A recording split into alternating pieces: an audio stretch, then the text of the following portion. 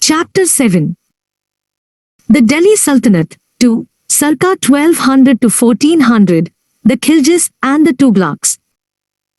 After the death of Balbal in 1286, there was again confusion in Delhi for some time. Balbal's chosen successor, Prince Mahmud, had died earlier in a battle with the Mongols. A second son, Bughra Khan, preferred to rule over Bengal and Bihar, although he was invited by the nobles at Delhi to assume the throne. Hence, a grandson of Balbal was installed in Delhi. But he was too young and inexperienced to cope with the situation. There had been a good deal of resentment and opposition at the attempt of the Turkish nobles to monopolize high offices. Many non-Turks, such as the Khaljis, had come to India at the time of the Ghurid invasion. They had never received sufficient recognition in Delhi and had to move to Bengal and Bihar for an opportunity for advancement. In course of time, many Indian Muslims had been admitted to the nobility. They also were dissatisfied at being denied high offices, as may be inferred from the manner in which Imaduddin Rehan was put up against Balbal. Balbal's own example of setting aside the sons of Nasiruddin Mahmud had demonstrated that a successful general could ascend the throne by ousting the scions of an established dynasty, provided he had sufficient support in the nobility and the army. The Khaljis, 1290–1320. For these reasons, a group of Khalji nobles led by Jalaluddin Khalji, who had been the warden of the marches in the northwest and had fought many successful engagements against the Mongols, overthrew the incompetent successors of Balbal in 1290. The Khalji rebellion was welcomed by the non-Turkish sections in the nobility. The Khaljis were of a mixed Turkish, Afghan origin, did not exclude the Turks from high offices, but the rise of the Khaljis to power ended the Turkish monopoly of high offices. Jalaluddin Khalji ruled only for a brief period of 6 years. He tried to mitigate some of the harsh aspects of Balbal's rule. He also tried to gain the goodwill of the nobility by a policy of tolerance and avoiding harsh punishments. The Delhi Sultanate faced numerous internal and external foes due to this policy. Jalaluddin's policy was reversed by Alauddin, who awarded drastic punishments to all those who dared to oppose him. Alauddin Khalji, 1296–1316, came to the throne by treacherously murdering his uncle and father-in-law, Jalaluddin Khalji. As the governor of Awadh, Alauddin had accumulated a vast treasure by invading Deogir in the Deccan. After murdering his uncle, Alauddin won over most of the nobles and soldiers to his side by a lavish use of gold. To overawe his opponents, Alauddin Khalji adopted methods of utmost severity and ruthlessness. Alauddin framed a series of regulations to prevent the nobles from conspiring against him. They were forbidden to hold banquets or festivities, or to form marriage alliances without the permission of the Sultan. To discourage festive parties, he banned the use of wines and intoxicants. He also instituted a spy service to inform the Sultan of all that the nobles said and did. By these harsh methods, Alauddin Khalji cowed down the nobles and made them completely subservient to the crown. No further rebellions took place during his lifetime. But, in the long run, his methods proved harmful to the dynasty. The old nobility was destroyed, and the new nobility was taught to accept anyone who could ascend the throne of Delhi. This became apparent after Alauddin Khalji's death in 1316. His favorite, Malik Kafur, raised a minor son of Alauddin to the throne and imprisoned or blinded his other sons without encountering any opposition from the nobles. Soon after this, Kafur was killed by the palace guards, and a Hindu convert, Khusro, ascended the throne. However, in 1320, a group of officers led by Ghiyasuddin Tughlaq raised the banner of revolt. They broke out into open rebellion, and in a hard-fought battle outside the capital, Khusro was defeated and killed. The Tughlaqs, 1320-1412. Ghiyasuddin Tughlaq established a new dynasty, which ruled till 1412. The Tughlaqs provided three competent rulers, Ghiyasuddin, his son Muhammad bin Tughlaq, 1324-51, and his nephew Firuz Shah Tughlaq, 1351-88. The first two of these sultans ruled over an empire which comprised almost the entire country. The empire of Firuz was smaller, but even then it was almost as large as that ruled over by Alauddin Khalji. After the death of Firuz, the Delhi Sultanate disintegrated and North India was divided into a series of small states. Although the Tughlaqs continued to rule till 1412, the invasion of Delhi by Timur in 1398 may be said to mark the end of the Tughlaq Empire. We shall first examine the remarkable expansion of the Delhi Sultanate from the time of Alauddin Khalji, then the various internal reforms in the Sultanate during the period, and the factors which led to the disintegration of the Sultanate. Expansion of the Delhi Sultanate. We have seen how eastern Rajasthan, including Ajmer and some of its neighboring territories, had come under the control of the Delhi Sultanate, though from the time of Balbal, Ranthambore, which was the most powerful Rajput state, had gone out of its control. Jalaluddin had undertaken an invasion of Ranthambore but found the task too difficult for him. Thus, southern and western Rajasthan had remained outside the control of the Sultanate. With the rise to power of Alauddin Khalji, a new situation developed.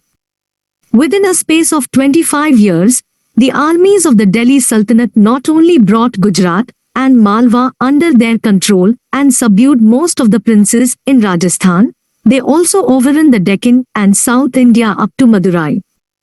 In due course, an attempt was made to bring this vast area under the direct administrative control of Delhi. The new phase of expansion was initiated by Alauddin Khalji and was continued under his successors, the climax being reached during the reign of Muhammad bin Tughlaq. We have already seen how the Delhi Sultanate was gradually geared up for this renewed phase of expansion. At this time, Malwa, Gujarat and Deogir were being ruled by Rajput dynasties, most of which had come into existence towards the end of the 12th and the beginning of the 13th century. Despite the establishment of the Turkish rule in the Ganga Valley, these dynasties had hardly changed their old ways. Moreover, each one of them was contending for mastery over the entire region. So much so, when under Iltutmish the Turks attacked Gujarat, the rulers of both Malwa and Deogir attacked it from the south. In the Maratha region, the rulers of Deogir were constantly at war with Warangal in the Telangana region, and with the Hoslas in the Karnataka area. The Hoslas, in turn, were at war with their neighbors, the Pandyas in Mabar, Tamil area. These rivalries not only made the conquest of Malwa and Gujarat easier, but tended to draw an invader further and further into the south. The Turkish rulers had strong reasons for coveting Malwa and Gujarat. Not only were these areas fertile and populous, they controlled the western seaports and the trade routes connecting them with the Ganga Valley. The overseas trade from Gujarat ports brought in a lot of gold and silver, which had been accumulated by the rulers of the area. Another reason for the sultans of Delhi to establish their rule over Gujarat was that it could secure them a better control over the supply of horses to their armies. The import of Arabi, Iraqi and Turki horses to India from the western SCA ports had been an important item of trade since the 8th century. Early in 1299, an army under two of Alauddin Khaljis noted generals marched against Gujarat by way of Rajasthan. On their way, they raided and captured Jaisalmer also. The Gujarat ruler, Rai Karan, was taken by surprise and fled without offering a fight. The chief cities of Gujarat, including Anhilwada, where many beautiful buildings and temples had been built over generations, were sacked. The famous temple of Somnath, which had been rebuilt in the 12th century, was also plundered and sacked. An enormous booty was collected. Nor were the wealthy Muslim merchants of Kambai spared. It was here that Malik Kafur, who later led the invasions of South India, was captured. He was presented to Alauddin and soon rose in his estimation. Gujarat now passed under the control of Delhi. With the help of Ramchandra, the ruler of Devgir, the ousted ruler Rai Karan managed to hold on to a portion of South Gujarat. As we shall see, this provided an additional cause of war between Delhi and the Yadavas of Devgir. Rajasthan. After the conquest of Gujarat, Alauddin turned his attention to the consolidation of his rule over Rajasthan. The first to invite his attention was Ranthambore, which was being ruled by the Chauhan successors of Prithviraj. Its ruler, Hamirdeva, had embarked on a series of warlike expeditions against his neighbors. He is credited with having won victories against Raja Bhoj of Dhar and the Rana of Mewar. Two of the Mongol nobles who rebelled against Alauddin over war booty fled for refuge to Ranthambore. Alauddin sent messages to Hamirdeva to kill or expel the Mongol nobles. But Hamirdeva denied. Ranthambore was reputed to be the strongest fort in Rajasthan and had earlier defeated Jalaluddin Khalji. Alauddin marched against Ranthambore. The famous poet, Amir Khusro, who went along with Alauddin, has given a graphic description of the fort and its investment.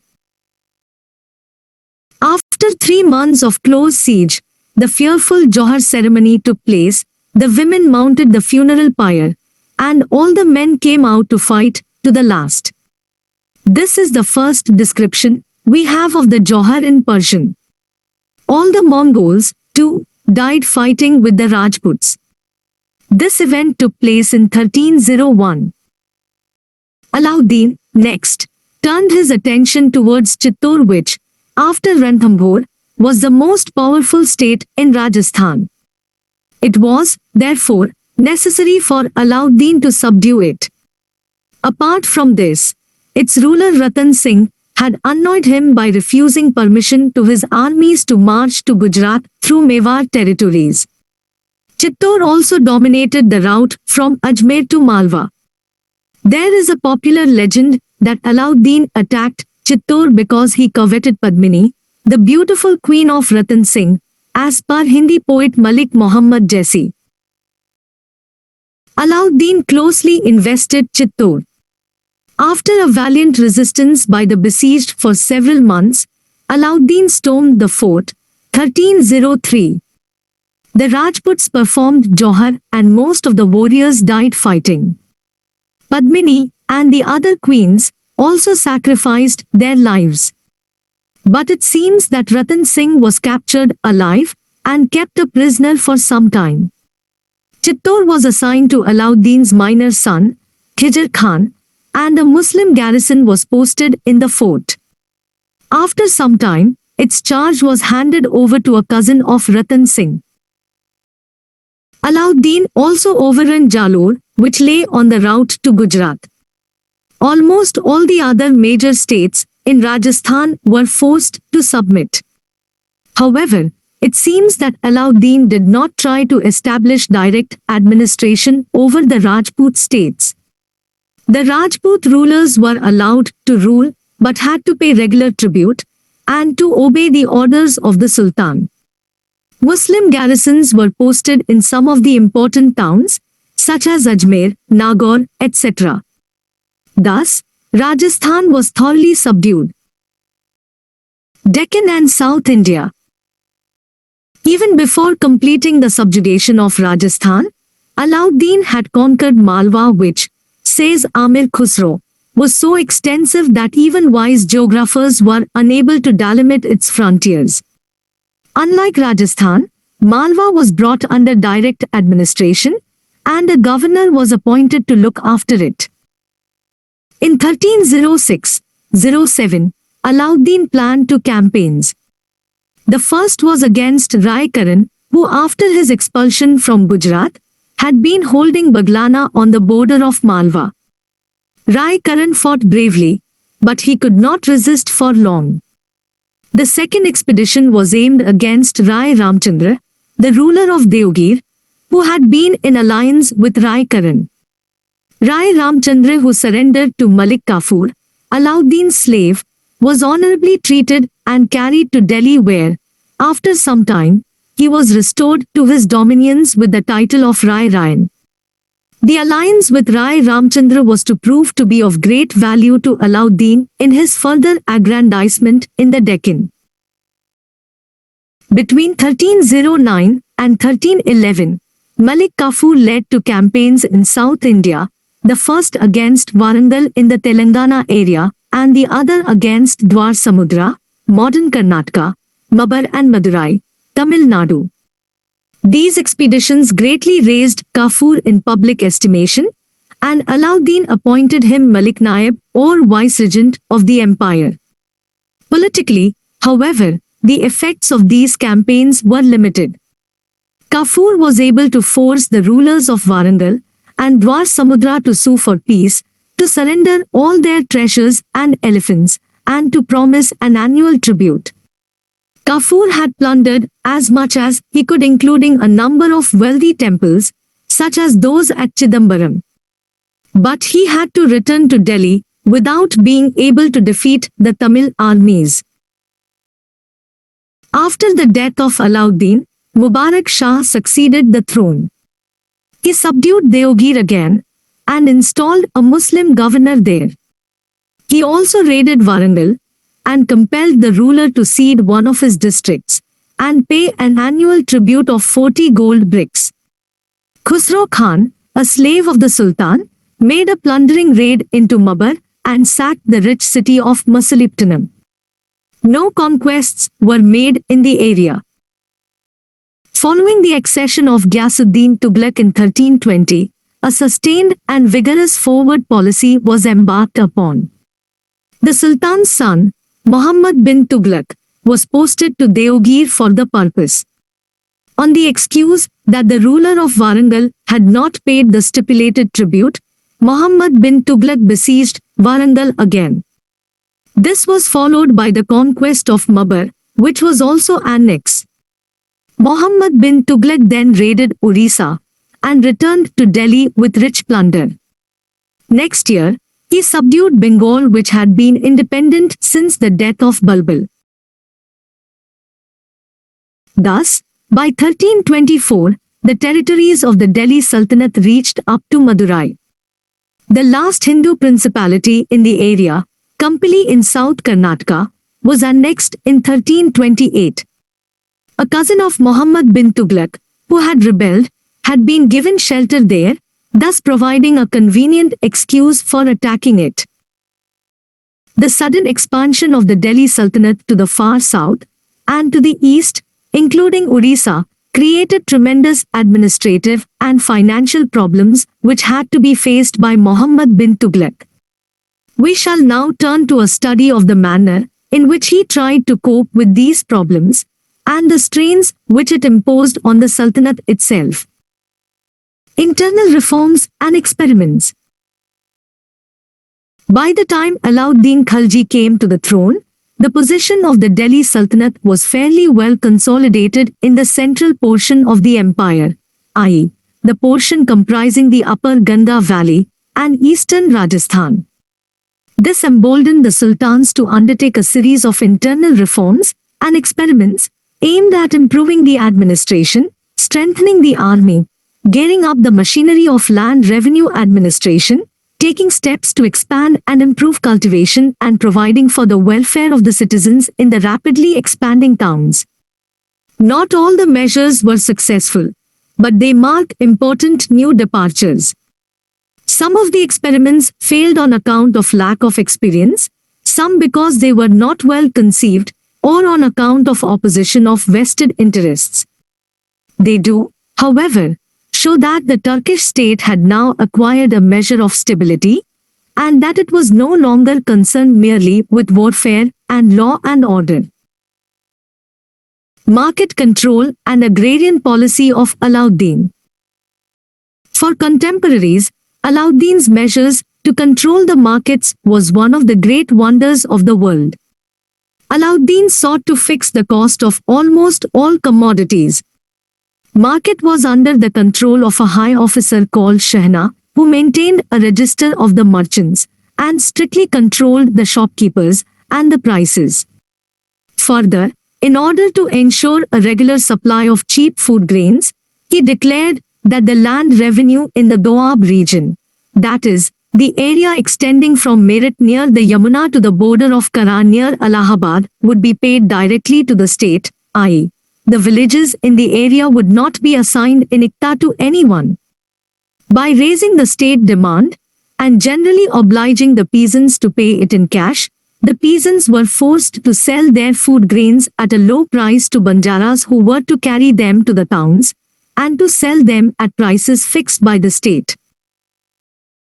To ensure that there was no hoarding, all the banjaras were registered, and their agents and their family were held collectively responsible for any violations. As a further check, the state itself set up warehouse and stocked them with food grains which were released whenever there was a famine or a threat of a shortfall in supply. Alauddin kept himself constantly informed of everything, and very harsh punishment was given if any shopkeeper charged a higher price or tried to cheat by using false weights and measures. Price of horses was also controlled as required to maintain large army. The position of the supply of horses had improved as a result of the conquest of Gujarat. Good quality horses could be sold only to the state. The prices of cattle as well as of slaves were strictly regulated. This shows that slavery was accepted in medieval India as a normal feature. We are told that large sums of money were advanced to the Multani traders for bringing fine quality cloth to Delhi from various parts of the country. As a result, Delhi became the biggest market for fine cloth, the price of which was fixed, and traders from all places flocked to Delhi in order to buy it and sell it at a higher price elsewhere. Realization of land revenue in cash enabled Alauddin to pay his soldiers in cash. He was the first Sultan in the Sultanate to do so. Agrarian reforms. Apart from the control of the market, Alauddin took important steps in the field of land revenue administration. He was the first monarch in the Sultanate who insisted that in the Doab, land revenue would be assessed on the basis of measuring the land under cultivation. This implied that the rich and the powerful in the villages who had more land could not pass on their burden to the poor. Alauddin wanted that the landlords of the area, called khuds and muqaddams, should pay the same taxes as the others. Thus, they had to pay taxes on milch cattle and houses like the others, and forego other illegal cesses which they were in the habit of realizing. Bunny writes as if all the measures mentioned above were directed solely against the Hindus, mostly merchants. But these can hardly be considered as socialistic measures. They were basically designed to meet an emergency situation, viz., the danger posed by the Mongols. Perhaps, it would have been better for Alauddin to have controlled only the price of essential commodities, such as food grains, etc. But price of almost all commodities were controlled. These led to vexatious laws which were sought to be violated and led to drastic punishments and resentment. Alauddin's agrarian policy was certainly harsh and must have affected the ordinary cultivators also. But it was not so burdensome as to drive them into rebellion or flight. The market regulations of Alauddin came to an end with his death, but it did achieve a number of gains. We are told by Barni that the regulations enabled Alauddin to raise a large and efficient cavalry which enabled him to defeat the subsequent Mongol onslaughts with great slaughter and to drive them beyond the Indus. The land revenue reforms of Alauddin marked an important step towards closer relationship with the rural areas. Some of his measures were continued by his successors and later provided a basis for the agrarian reforms of Sher Shah and Akbar. Muhammad Tughlaq's experiments. Next to Alauddin Khalji, Muhammad bin Tughlaq, 1324-51, is best remembered as a ruler who undertook a number of bold experiments and showed a keen interest in agriculture. In some ways, Muhammad bin Tughlaq was one of the most remarkable rulers of his age. But most of these experiments failed, and he has been dubbed an ill-starred idealist. The most controversial step which Muhammad Tughlaq undertook soon after his accession was the so-called transfer of the capital from Delhi to Deogir. It appears that the Sultan wanted to make Deogir a second capital so that he might be able to control South India better. For this purpose, he ordered many of the officers and their followers and leading men, including many Sufi saints, to shift to Deogir, which was renamed Daulatabad. Liberal grants were also provided to them, and arrangements made for their stay at Daulatabad. However, there was a good deal of discontent. After a couple of years, Muhammad Tughlaq decided to abandon Daulatabad, largely because he soon found that just as he could not control the south from Delhi, he could not control North India from Daulatabad. Another step which Muhammad Tughlaq took at this time was the introduction of the token currency. Since money is merely a medium of exchange, all countries in the world today have token currencies, generally paper currency, so that they do not have to depend upon the supply of gold and silver. Muhammad Tughlaq decided to introduce a bronze coin which was to have the same value as the silver tanka. The idea of a token currency was a new one in India, and it was difficult to induce the traders as well as the common man to accept it. Muhammad Tughlaq might still have been successful if the government had been able to prevent people from forging the new coins. The government was not able to do so, and soon the new coins began to be greatly devalued in the markets. Finally, Muhammad Tughlaq decided to withdraw the token currency. He promised to exchange silver pieces for bronze coins. In this way, many people exchanged the new coins. But the forged coins, which could be found out from tests, were not exchanged. These coins were heaped up outside the fort. Barni says they remained lying there for many years. After coming back from Deogir, the Sultan recruited a large army in order to occupy Ghazni and Afghanistan. Barni says that his object was to occupy Khorasan and Iraq. After a year, and following the failure of the experiment of establishing a token currency and improvement of relations with the Mongols, the army was disbanded. The effects of the Khorasan project should not be exaggerated or confused with the Karachal expedition. This expedition was launched in the Kumaon Hills in the Himalayas. After some success, the armies went too far into the inhospitable region of the Himalayas and suffered a disaster. We are told that from an army of 10,000, only 10 persons returned. However, it seems that the Hill Rajas accepted the overlordship of Delhi.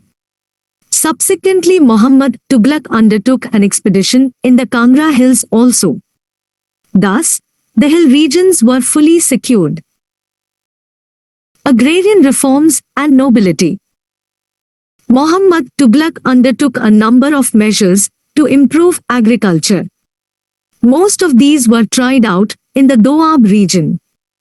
Muhammad Tughlaq did not believe in Alauddin Khaljis' policy of trying to reduce the Quds and Muqaddams, headmen in the villages, to the position of ordinary cultivators. But he did want an adequate share of the land revenue for the state. The measures he advocated had a long-term impact, but they failed disastrously during his reign. Right at the beginning of Muhammad Tughlaq's reign, there was a serious peasant rebellion in the Gangetic Doab. Historians are of the opinion that the trouble started due to overassessment. Although the share of state remained half as in the time of Alauddin, it was fixed arbitrarily, not on the basis of actual produce. Prices were also fixed artificially for converting the produce into money. A severe famine, which ravaged the area for half a dozen years, made the situation worse. Later, Muhammad Tughlaq launched a scheme to extend and improve cultivation in the Doab. He set up a separate department called Divanaya Miraikohi. The area was divided into development blocks headed by an official whose job was to extend cultivation by giving loans to the cultivators. The scheme failed largely because the men chosen for the purpose proved to be inexperienced and dishonest, and misappropriated the money for their own use. The large sums of money advanced for the project could not be recovered. Fortunately for all concerned, Muhammad Tughlaq had died in the meantime, and Firuz wrote of the loans. But the policy advocated by Muhammad Tughlaq for extending and improving cultivation was not lost. It was taken up by Firuz, and even more vigorously later on by Akbar. Another problem which Muhammad Tughlaq had to face was the problem of the nobility. With the downfall of the Chahragani Turks and the rise of the Khaljis, the nobility was drawn from Muslims belonging to different races, including Indian converts. Muhammad Tughlaq went a step further. He entertained people who did not belong to noble families, but belonged to castes such as barbers, cooks, weavers, winemakers, etc. Thus, the nobility of Muhammad Tughlaq consisted of many divergent sections. No sense of cohesion could develop among them, nor any sense of loyalty towards the Sultan. Thus, the reign of Muhammad bin Tughlaq, while marking the zenith of the Delhi Sultanate, also saw the beginning of the process of its disintegration. 3. Decline and disintegration of the Delhi Sultanate, Firuz and his successors. During the latter half of Muhammad Tughlaq's reign, there were repeated rebellions in different parts of the empire. Rebellions by ambitious nobles, particularly in the outlying areas, were not a new feature. In most cases, the sultans had been able to suppress them with the help of the central army and a band of loyal nobles. Muhammad Tughlaq's difficulties were several. The rebellions took place one after another in different parts of the empire, in Bengal, in Mabar, Tamil Nadu, in Warangal, in Kampili, Karnataka, in West Bengal, in Awadh, and in Gujarat and Sindh. Muhammad Tughlaq did not trust anyone, at least not sufficiently. So, he dashed from one part of the country to the other to suppress the rebellions and wore out his armies. The rebellions in South India were the most serious. At first, rebellions in these areas were organized by the local governors. The Sultan hurried to South India. After some time, plague broke out in the army. We are told that 2/3 of the army perished in this plague. This was a blow from which Muhammad Tughlaq could never recover. Soon after the return of the Sultan from South India, there was another rebellion there, led by two brothers, Harihara and Bukka. They set up a principality, which gradually expanded. This was the Vijayandhara Empire, which soon embraced the entire south. Further north, in the Deccan, some foreign nobles set up a principality near Daulatabad, which expanded into the Bahmani Empire. We shall trace the achievements of these two remarkable empires in a subsequent chapter. Bengal also became independent. With a great effort, Muhammad Tughlaq was able to quell the rebellions in Awadh, Gujarat and Sindh. While still in Sindh, Muhammad Tughlaq died and was succeeded by his cousin, Firuz Tughlaq. Muhammad Tughlaq's policies had created deep discontent among the nobles as well as in the army. He had also clashed with Muslim theologians and the Sufi saints who were very influential. After his accession, Firuz Tughlaq was faced with the problem of preventing the imminent breakup of the Delhi Sultanate. He adopted a policy of trying to appease the nobles, the army and the theologians, and of asserting his authority over only such areas which could be easily administrated from the center. He, therefore, made no attempt to reassert his authority over South India and the Deccan. He led two campaigns into Bengal, but was unsuccessful in both. Bengal was, thus, lost to the Sultanate. Firuz led a campaign against the ruler of Jayanagar, Orissa. He desecrated the temples there and gathered a rich plunder, but made no attempt to annex Orissa. He also led a campaign against Kangra in the Punjab hills. His longest campaigns were to deal with rebellions in Gujarat and Thatta. Although the rebellions were crushed, the army suffered great hardship due to losing its way in the run of Kutch. He reversed harsh policies to appease nobles. He made nobility hereditary, including his Ikta. Firuz abolished the practice of torturing nobles and their officials if any balance was found against them at the time of auditing the accounts of their Ikta. However, in the long run, the policy of making offices and Ikta hereditary was bound to be harmful. It reduced the chance of competent men being recruited into the service outside a small circle, and made the Sultan dependent on a narrow oligarchy. Firuz extended the principle of heredity to the army as well. The soldiers were not to be paid in cash, but by assignments on the land revenue of villages. The entire military administration became lax, and soldiers were allowed to pass useless horses at the muster by bribing the clerks. In a mistaken view of generosity, the Sultan himself once gave money to a soldier to bribe the clerk of the muster. Firuz tried to win over the theologians by proclaiming that he was a true Muslim king, and that the state under him was a truly Islamic state. Actually, right from the time of Iltutmish's accession to the throne, there was a tussle between the orthodox theologians and the sultans regarding the nature of the state and the policy to be adopted by the state towards the non-Muslims. As has been stated earlier, from the time of Iltutmish, and especially under Alauddin and Muhammad Tughlaq, the Turkish rulers did not allow the theologians to dictate the policy of the state. They waged jihad against the Hindu rulers whenever it was convenient for them to do so. In order to keep the theologians satisfied, a number of them were appointed to high offices. The judiciary and the educational system, of course, remained in the hands of the theologians. He tried to ban practices which the orthodox theologians considered un-Islamic. He persecuted a number of Muslim sects which were considered heretical by the theologians. It was during the time of Firuz that jizya became a separate tax. Earlier, it was a part of land revenue. Firuz refused to exempt the Brahmins from the payment of jizya since this was not provided for in the Sharia.